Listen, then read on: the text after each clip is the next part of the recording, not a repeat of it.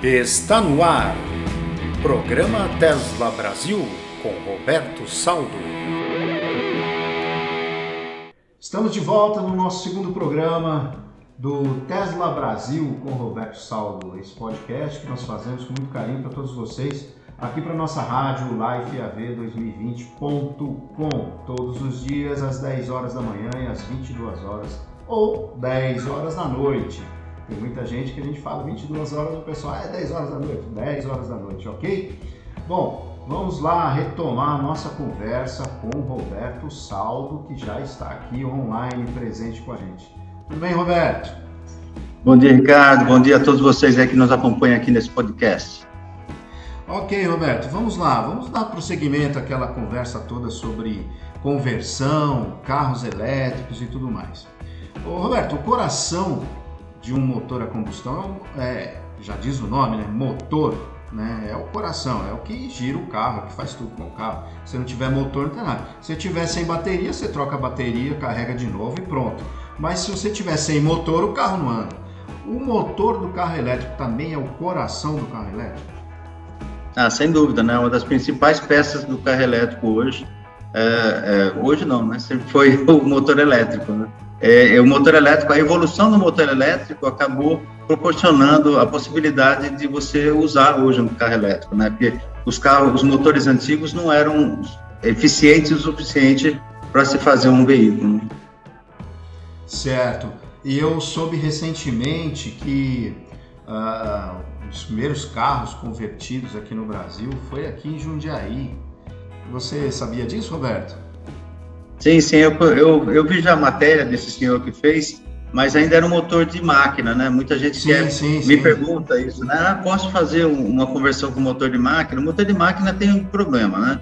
Esse motor, ele tem uma corrente alta, normalmente 110, 220, 380 volts e tal, e uma corrente muito baixa, né? A tensão muito alta, a corrente muito baixa. Isso significa que esse motor tem muito giro e pouca força, né? Então, esse não é um motor ideal para você converter.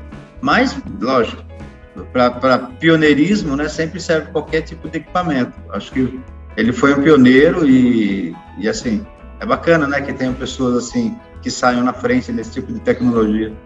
Legal. Bom, como vocês viram, gente, a gente está aqui hoje falando do assunto da mobilidade elétrica, mas estamos falando especificamente de motores, ok? Então, dê uma ouvida aí, uma assistida aí no Roberto Saldo, que vocês vão aprender algumas coisas e vão ter mais conhecimento sobre essa área quando vocês forem converter o carro de vocês. Muito bem. Roberto, uma coisa que até eu mesmo estou enfrentando essa dificuldade, né? A gente já conversou muito sobre isso. Por que ainda é tão difícil o motor de tração veicular aqui no Brasil? Na verdade, nós já temos alguns fabricantes, né? Hoje você encontra aí na nossa loja, a loja teslabrasil.com, você já encontra alguns motores, já estamos postando alguns inversores, mas ainda existe uma dificuldade por conta da necessidade de se preparar as pessoas, né? Porque a indústria tem muito medo de colocar esses kits na mão de pessoas despreparadas, e quando você trabalha com tensão alta com pessoa despreparada, a coisa fica muito perigosa, né? Então, eles estão dependendo disso ainda. Então, a gente está fazendo alguns acordos, alguns acertos com essas indústrias, né? Tipo a WEG, a gente está conversando, a Hércules, a Parker, e nós vamos colocando esses kits no mercado devagarinho, conforme a gente vai fazendo esses acordos e vamos preparando as pessoas, né? Hoje a gente já tem motores da Hércules, por exemplo, mas só vendemos para ex-alunos nossos ou alunos que já vão fazer o curso, por conta dessa questão de segurança, que é uma exigência dos fabricantes. Por isso, a WEG já tem há muito tempo esse kit, né? Tem inversor, tem o controlador, e não coloca no mercado por ter esse problema de segurança com o kit dele. Eles não querem estar envolvidos em algum problema sério desse, um processo desse. Então, eles precisam realmente ter um parceiro, e nós talvez sejamos esse parceiro ideal para preparar essas pessoas para poderem usar esses kits. Tá, então duas coisas, né, Roberto?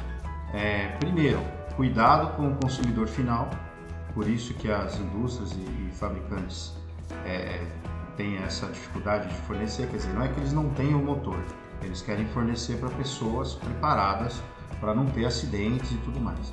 E o segundo ponto que eu quero abordar aqui é que a teslabrasil.com já tem esses motores, para alguma coisa de motores para vender para o pessoal, né? Loja teslabrasil.com.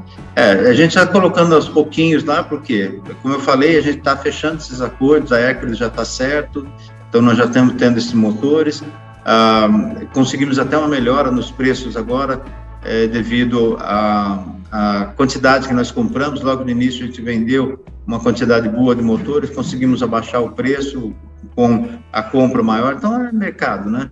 Quanto mais você compra, melhor é o preço. E eventualmente a gente vai ter das outras marcas também. Certo, perfeito, Roberto. Agora, uma pergunta que muitas pessoas fazem, pelo menos dentro do meu conhecimento, dentro das pessoas que convivem comigo, tanto no meu trabalho como no meu dia a dia, é assim, por exemplo, eu tenho um Fusca ou tenho um carro popular. É um carro pequeno, um carro leve. O Fusca nem tanto, né? Porque tem uma lataria meio pesada, mas normalmente sim. Qual o motor ideal? Se o cliente quer, por exemplo, eu quero converter o meu carro popular, certo? Só que eu tenho mais preocupação com torque e velocidade porque eu pego estrada todo dia. Então, qual seria o motor correto? Aí não vamos falar hoje de bateria, vamos falar de motor. Qual que seria o motor correto? Se você adequar o motor para o seu carro, a última coisa que você vai ter problema é com torque, né? Porque o motor elétrico, ele tem torque o tempo todo.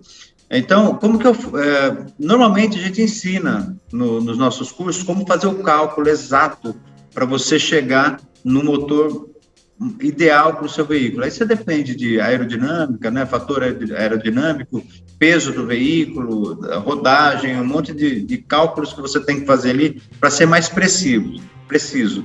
Mas eu também ensino uma forma de fazer, onde a gente usava muito lá nos Estados Unidos e é bem próximo do ideal, que é você usar 40% do motor que você tem hoje. Então, vamos supor que você tem um motor de 100 cavalos no seu veículo. Você pode usar um motor de 40 cavalos, que vai dar a mesma potência que você tinha no motor a combustão interna. E por que isso? Porque um motor a combustão tem 20% de eficiência e o motor elétrico chega a 97% de eficiência. Então, se você usar o motor com 40%, vai dar uma coisa bem próxima do que você tem hoje. Que legal, hein, Roberto? Bom, e falando nisso, Roberto, a gente vê muita gente aí, os cientistas residenciais, né, domésticos, vamos dizer assim, que pegam, por exemplo, um motor de empilhadeira e colocam num Fusca, por exemplo, e o cara sai andando lá, tal. Mas esse tipo de motor não vai dar essa autonomia, né? De torque, de velocidade. O problema desses motores é que eles são de rotação baixa, né, e tem pouco torque também. Por que ele tem pouco torque se ele empurra uma empilhadeira enorme? Porque a empilhadeira tem uma caixa de redução muito grande. Então, ela não precisa de velocidade e ela não precisa de muita força. Esse motor não precisa ter muita força devido a essa caixa de redução que faz todo o torque aí para ela. Então, muita gente usa, muita gente fala que usa, mas é um carro que fica muito ruim para você colocar na estrada, por exemplo. Dá para andar num lugar plano, para você andar perto de casa, tal, dá para você fazer. Eu até aconselho as pessoas fazerem mesmo quando tem, né, o equipamento, prefere fazer o equipamento mais barato, que é mais barato, né? Para a pessoa aprender. Agora, para você vender um trabalho, ou então para você usar no seu dia a dia, não é aconselhável. Ok, Roberto. Uma outra pergunta que muita gente fala, porque a gente está falando de motor, mas esse motor, para funcionar, ele precisa de ter a energia, né? Então, muita gente pergunta também, muita gente tem curiosidade em saber o seguinte: existe alguma maneira de eu fazer uma conversão que me dê autonomia total de carga, ou seja, ou pelo menos uma autonomia assim, igual por exemplo, um carro a combustão, o cara para no posto, vamos dizer assim, para abastecer, para encher o tanque a cada 3, 4 dias, um exemplo, uma pessoa que roda aí 100, 120 km por dia. Diminuir esse tempo para a pessoa poder pegar uma estrada, por exemplo, e não ter que ficar parando e perder ali nos carregadores hoje que existem, pouca coisa a gente sabe, mas que demoram ali 40 minutos ou até mais de 1 hora para poder dar uma carga no veículo elétrico. Esse negócio de autonomia é uma pergunta que muita gente faz, né? Como que eu faço? Quero ter uma autonomia grande e tal. A autonomia está muito ligada ao que você quer gastar no seu veículo. Hoje as baterias são muito caras ainda, né? Estão baixando rápido de preço, mas ainda estão muito caras. E quanto mais bateria você colocar, maior vai ser o preço que você vai ter que pagar para ter esse veículo. Normalmente, as pessoas fazem, né? A ideia é que faça hoje o mínimo necessário para você andar no seu dia a dia. Agora, quando você quer uma grande autonomia, dá para ser feito também. Basta você colocar mais baterias, quanto mais baterias você colocar, maior vai ser a sua autonomia. Hoje, o veículo de mercado com maior autonomia é o Tesla. E o Tesla você tem 400 km de autonomia, então dá para ser feito. Não é uma coisa impossível de fazer. Só que um Tesla, hoje aqui no Brasil, custa R$1 milhão, né? Devido ao grande volume de peças que você coloca também, né? E são 85 kW de bateria, é muita bateria. Certo. E falando nisso, Roberto, por exemplo, uma autonomia hoje,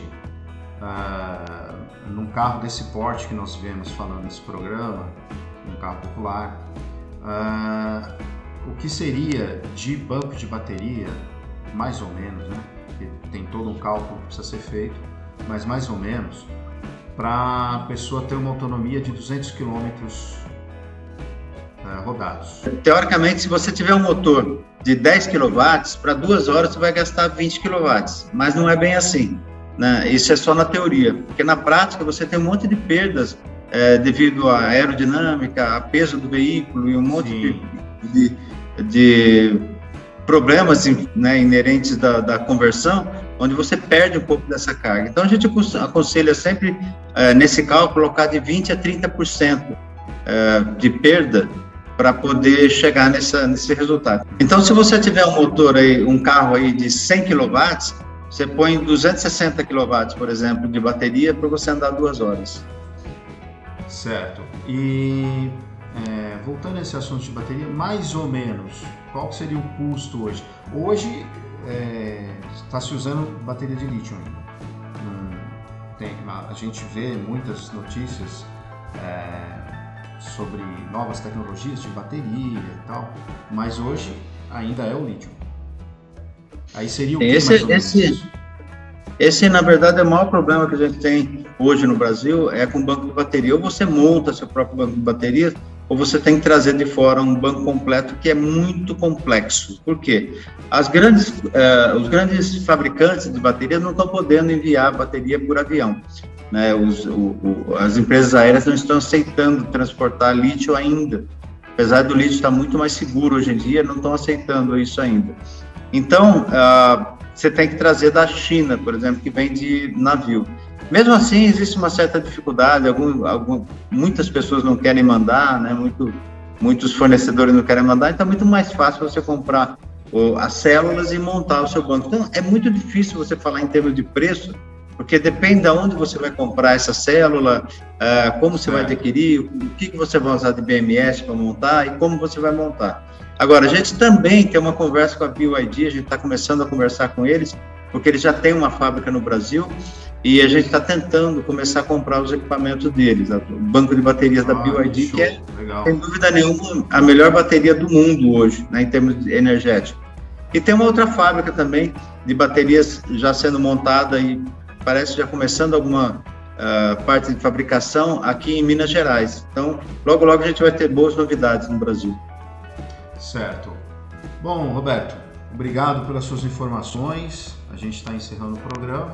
Se você quiser fazer suas considerações finais aí para o pessoal. Eu queria agradecer você. Queria agradecer você, agradecer a toda a audiência. Eu queria falar para vocês, que vocês tiverem alguma dúvida, podem colocar aí nos comentários e a gente poder sanar essas dúvidas em programas aí mais para frente, tá bom? Um grande abraço, muito obrigado por assistir. É isso aí, gente. Mais informações do Roberto Saldo aí sobre mobilidade elétrica. A gente quer, com esse programa, levar para vocês o máximo de conhecimento possível dessa área, porque, galera, é o seguinte, esse é o futuro. Não dá mais para depender de petróleo, não dá mais para depender de combustível fóssil, não dá mais. O futuro é esse, é mobilidade elétrica, é a gente andar com os nossos carros elétricos, ok? Grande abraço para todos, até a próxima! Programa Tesla Brasil com Roberto Saldo.